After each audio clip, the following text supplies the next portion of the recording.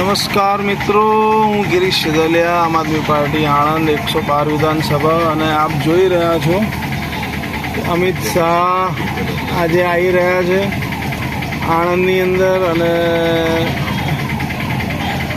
આખા આણંદને બાનમાં લીધા હોય એવી પરિસ્થિતિ છે. આવું રાજાશાહીમાં પણ નહોતું, અંગ્રેજશાહી હતું ત્યારે પણ આવું નહોતું.